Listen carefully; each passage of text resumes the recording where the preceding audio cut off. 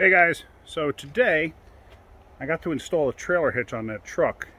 My collar messed up. I got that truck that I did the video on of he purchased the truck and then asked me to look at it. And I showed you the trailer hitch, how messed up it was. Matter of fact, I got it off. And take a look at this. So here's the hitch. And you can see how waffled that side is, how bent it is. And it's kinked right there and rotted. And look at that side. I mean, come on. This is what you get when you go to a used car lot that's just there to scam people. I'm not saying all used car lots are thieves. Most of them are not. Most of them are great people. But if you get a deal that you think is too good to be true, it probably is. I mean, that's just outright unsafe.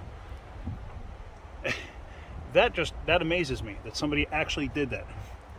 A trailer hitch is a brand new one's $200. Luckily, I had a used one.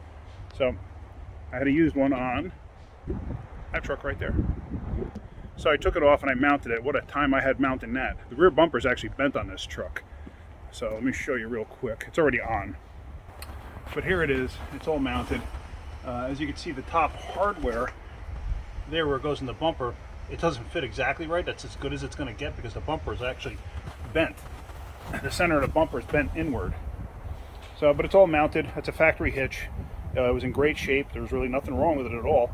It was just me mounting it up and getting it in place. And I wound up having to loosen the whole bumper up and manipulate it and move it back because it was too far in. I could not line up those two bolts. Those two bolts underneath there, those things were actually about 2 inches off.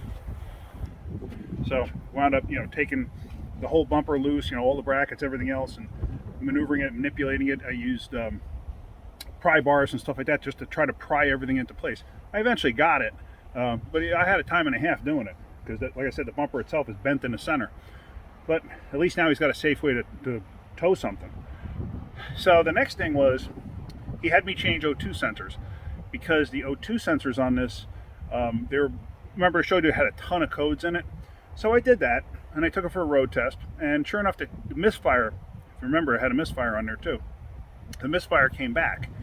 So on the road test, I had my scanner with me, and I was looking, and I found cylinder 5 was the one that was predominantly misfiring.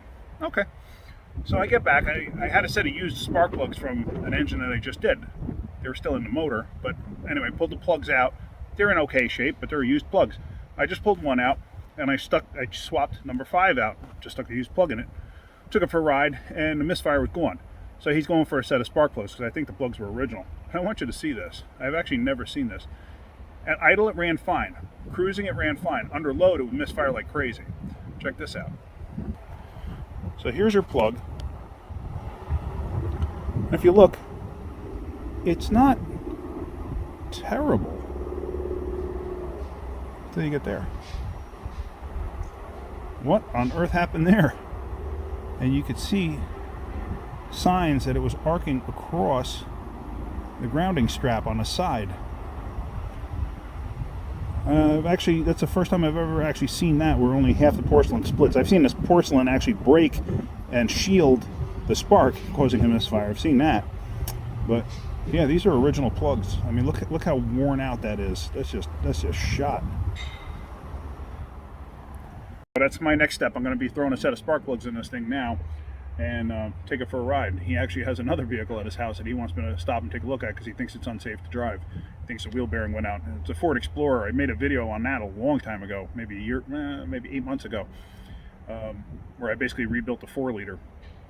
I took 2 4-liters and made one, and worked out pretty good. The truck's been running fine. He's been very happy with it. Of course, you always have that little doubt in the back of your head, but everything worked out fine. It was a single overhead cam motor, so you have to line up the cams, and there's a whole bunch of nonsense you got to do with those things. And of course, you got to use specialty tools to do it.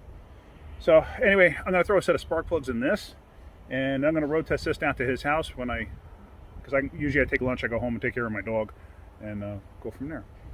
So if you're getting anything out of my videos, hit the like button. If you could, please subscribe. That's about it. You guys have a great day. Keep wrenching.